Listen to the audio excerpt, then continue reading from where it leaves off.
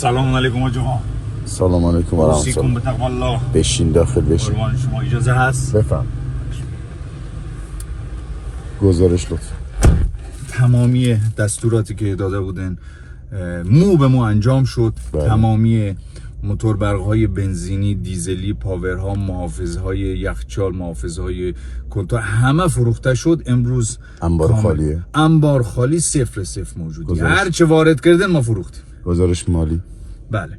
یک مقدار پول به حساب سوئیس وارد شد. یک مقداری هم که طبق دستوری که فرموده بودیم تیر شد.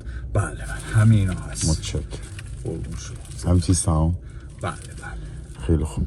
یک زحمت بکشیم برقا رو بگیم بس کن از امروز که قطعی نداریم.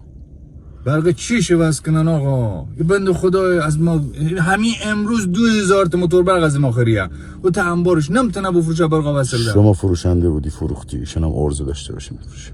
و بنده خدا یک پیج داره. رضایت مردم مهمه. ما خادم ملتیم. البته که خادم ملتیم. ما برای رضای خدا و رضایت قلبی مردم داریم کار می‌کنیم. برق از امروز بس میشه. برق وصل. بفرمایید. اجازه میدین؟ بفرمایید. متشکرم. رسیدا رو بذار.